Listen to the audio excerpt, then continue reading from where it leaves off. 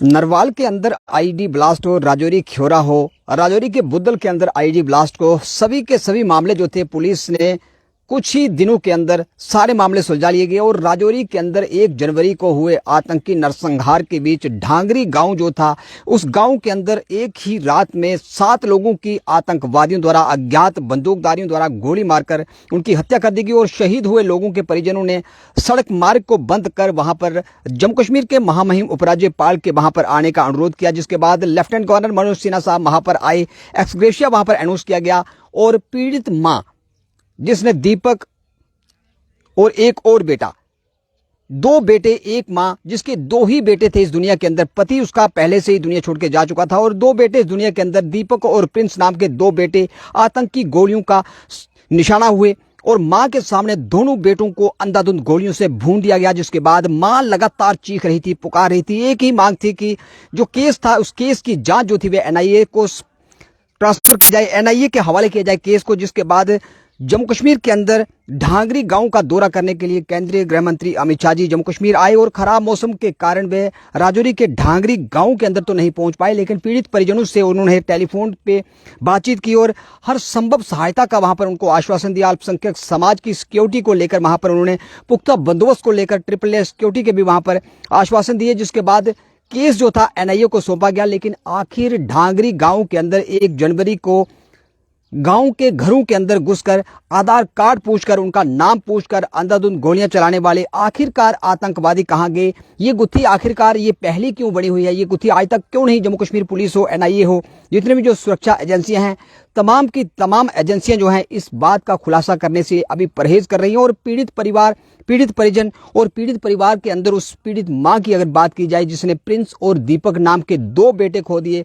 दोनों लाल उसके सामने गोलियों से भून दिए गए। उस मां ने चेतावनी दी थी कि अगर 5 फरवरी तक उन आतंकियों को जन्म ना पहुंचाया गया, उन आतंकियों को ढूंढकर उनको न्यूट्रलाइज ना किया गया और उन आतंकियों की पहचान सार्वजनिक ना की गई, जो लोग इस घटना के अंदर शामिल थे, जो लोग उन बंदूकधारियों को उनके गांव के अंदर उनके घरों तक लेकर आए, अगर उनको वहां पर एक्सपोज नहीं किया जाएगा तो मां जो थी वह भूख हड़ताल पे जाएगी। और मां की इस आवाज के बाद आखिरकार ढांगरी का पूरा गांव कल रविवार को एक महा बैठक का वहां पर आयोजन किया गया। बैठक के में निर्णय किया गया कि 15 दिन का और समय सुरक्षा एजेंसियों को दिया जाता है और 15 दिनों के अंदर अगर ढांगरी की निर्मम हत्या के अंदर दोषियों को उचित जगह ना पहुंचाया गया, उनको दंड ना दिया गया, उनकी चिन्हित ना किया गया, तो पूरा का पूरा गांव जो था वे भूख हड़ताल पर जाएगा। और सुरक्षा एजेंसियों को 15 दिन का अल्टीमेटम दिए जाने के बाद हमारे साथ इस समय टेलीफोन कॉल पे उसी पीड़ित परिवार के नवनीत जी हमारे साथ टेलीफोन कॉल पे हैं। बताएंगे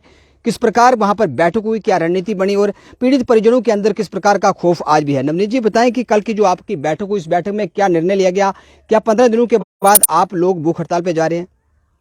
जी नमस्कार राजेंद्र जी। हमने जो कल बैठक की है वो तकरीबन 36 दिन के बाद हमने बैठक की है। वो जो इंसिडेंट हुआ था आज उसको 36-37 दिन हो गए और मजबूर होकर हमने वो बैठक की है, क्योंकि घर वालों में तो मैं भी आता ही हूँ, तो हम सब ने डिसाइड किया था कि 5 तारीख को हमने अनशन करना है, क्योंकि अभी तक कोई भी सुराग नहीं मिल पा रहा था, कोई भी क्लू नहीं मिल रहा था कि कौन लोग थे, कैसे उनने प्लान किया, क्यों किया, वो सब नहीं, जो जितनी भी इन्वेस्टिगेशन एजेंसी है वो उसको फाइंड आउट नहीं कर पाई थी और शायद वो फाइंड आउट कर पाई है, उनने हमारे सामने डिस्क्लोज नहीं किया। तो कहीं ना कहीं फैमिलीज के अंदर जो है थोड़ा डर सा फैला हुआ है कि कहीं ऐसा ना हो कि वो लोग जो अभी तक पकड़े नहीं गए, ये तो सीधी सीधी बात है, वो आसमान से तो टपके नहीं थे। जी जो मारने वाले थे वो आसमान से टपके नहीं थे, उन्हें सिलेक्टिव जगहों पे गए हैं, वहां पे फायरिंग की है, लोगों को मारा है और पूरे प्लान वे में उन्हें इस जो ये मस्केट था उसको एग्जीक्यूट किया था। तो कहीं ना कहीं हमारे यहाँ के लोग तो बिल्कुल है कि वो मिले हुए हैं। तो हमारी यही डिमांड थी कि उन लोगों को, हम नहीं चाहते कि जिन्होंने गोलियां मारी हैं उनको सामने लाओ। वो टेररिस्ट थे, वो कौन थे, वो तो चलो चले गए, कहीं भी चले गए, लेकिन जो बीच में मिले हुए लोग हैं वो ज्यादा खतरनाक हैं, उनको हमारे सामने लाया जाए। सामने नहीं लाया जा सकता तो उनके कम से कम नाम जो है डिस्क्लोज किए जाएं और उनको कड़ी से कड़ी सजा दी जाए।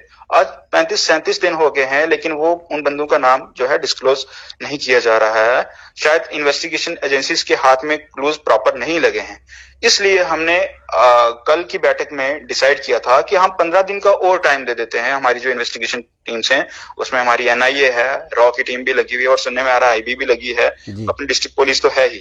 तो ये बहुत अच्छी तरह से काम कर रहे हैं। जिस हिसाब से वो हमारे पास आए हैं, रिपोर्टिंग्स वगैरह उन्होंने ली है हमसे, काम तो कर रहे हैं, बट हमें लग रहा है कि कहीं ना कहीं इसको या तो कुछ एजेंसी बीच में कुछ लोग हैं जो इसको प्रोसेस को डिले करने की कोशिश करवा रहे हैं, या फिर एक्चुअली जो है इसकी जो स्पीड है काम करने की, जो प्रोसेसिंग है हमारी एजेंसीज की, वो शायद स्लो है। तो उसको एक्सेलरेट करें, 15 दिन के अंदर अंदर हमें वो जो कल्प्रिट्स है उनको सामने लाएं, उनके नाम सामने लाएं, ताकि जो घर परिवार हैं हमारे, जो जिन घरों में वो कांड हुआ था, जो गांव वाले हैं, उनके जो मन में दहशत है, वो जो डर है, वो थोड़ा दूर हो पाए। नवनीत जी, आपके पास अभी तक क्या हाल ही में क्या सूचना है कि जो लोग आपके उसी क्षेत्र के अंदर जो 50 के करीब राजौरी पुलिस द्वारा लोग उठाए गए थे इसी डांगरी इंसिडेंट को लेकर, उससे जुड़े हुए जितने तार थे उसको खंगालने के लिए पुलिस लगातार प्रयासरत है और एनआईए इस समय राजौरी के अंदर है। एनआईए को केस जो था आपकी मांग के अनुसार सौंप दिया गया है। आपको विश्वास है कि इस मामले की जो जांच जो थी वे एनआईए कर रही है और इस मामले से जल्द ही पर्दा हटेगा और आप लोगों को संयम बरतना चाहिए, आप लोगों को इंतजार करना चाहिए? किस प्रकार के हालात हैं और लोग क्या कह रहे हैं, परिजन आपके क्या कह रहे हैं कि क्या 15 दिनों के बाद आपका सिर्फ परिवार जो था वह भूख हड़ताल पे जाएगा अथवा पूरा का पूरा गांव जाएगा? हाँ जी, पूरा विश्वास है हमें अपनी इन्वेस्टिगेशन एजेंसीज पे, एनआईए पे, रॉ पे। अभी इंडिया की सबसे टॉप मोस्ट एजेंसीज हैं ये, तो इन पे विश्वास नहीं करेंगे तो हम किस पे कर सकते हैं? इन पे पूरा विश्वास है और हमें पूरा यकीन है इन पे कि इन्हें 15 दिन के अंदर अंदर वो जो है कल्प्रिट से उनको छान निकालना है। और जो यहाँ तक रही घर वालों की बात, तो घर वाले तो प्रोटेस्ट पे आएंगे ही आएंगे। बाकी जितने कल गांव के जो लोग इकट्ठे हुए थे, हमने किसी को, स्पेशली अगर आपको बताएं कि कल को हमने किसी को कॉल नहीं की थी, किसी को फोन नहीं किया था, कुछ नहीं किया था। एक फेसबुक पे अपडेट किया था एक दो बंदों ने कि आपने सबने मीटिंग करनी है, और उस मीटिंग में हमारे 300 से 400 बंदे थे और सारे के सारे सपोर्टिव थे। आप मान सकते हैं कि अगर हम उस प्रोटेस्ट के लेवल पे आ जाए तो कितनी दुनिया जो है इकट्ठी हो सकती है, और वो प्रोटेस्ट जो होगा बड़े लेवल का प्रोटेस्ट होगा। इसलिए हमने 15 दिन का टाइम दिया है। हमें विश्वास है हमारी जो इन्वेस्टिगेशन एजेंसीज हैं वो केस को सॉर्ट आउट कर देंगी, हमारे सामने जो वो कल्प्रिट्स उनको सामने ले आएंगे। हमें उस प्रोटेस्ट की जरूरत नहीं पड़ेगी। अगर नहीं हो पाता है तो 15 दिन के बाद हमारा एक स्ट्रॉन्ग जो एक्शन होगा एडमिनिस्ट्रेशन के खिलाफ हो सकता है, या फिर किसी भी जो एजेंसी उनके खिलाफ हो ही सकता है। नवनीत जी, आपके गांव की लगातार एक मांग थी, पीड़ित परिजनों की मांग थी। दीपक और प्रिंस की बूढ़ी माँ चीख चीख के पुकार के ये कह रहे थे कि वे अपनी जो मालिकाना भूमि है वो मालिकाना भूमि वो देगी, वहां पर एक चौकी स्थापित की जाए, सेना की चौकी स्थापित की जाए अथवा अर्धसैनिक बलों की चौकी स्थापित की जाए। क्या ढांगरी गांव की सुरक्षा को लेकर वहां पर कोई चौकी अभी तक स्थापित की गई है? हाँ जी, एक जो कंपनी है सीआरपीएफ की वो यहाँ पे इंस्टॉल की गई है। अब सीआरपीएफ की जो कंपनी है वो इन बिटवीन ही रहती है, वो गांव के बीच में ही रहती है। हम तो चाहते थे कि जो हमारा आउटस्कर्ट है, जो माउंटेन्स, जो पहाड़ियां आपने पीछे देखी होंगी, उसमें जो आर्मी है उसको एग्जीक्यूट किया जाए, क्योंकि ज्यादा जो लोग आते हैं वो उसी एरिया को फॉलो करके वहां से नीचे आते हैं। ठीक है, तो सीआरपीएफ जो है इन बिटवीन विलेज जो है वो कवर कर सकती है, लेकिन पहाड़ियों को तो नहीं कवर कर सकती ना। बाकी है जो जो डिमांड्स हमने सरकार से रखी थी, सीआरपीएफ ने एग्जीक्यूट कर दी है।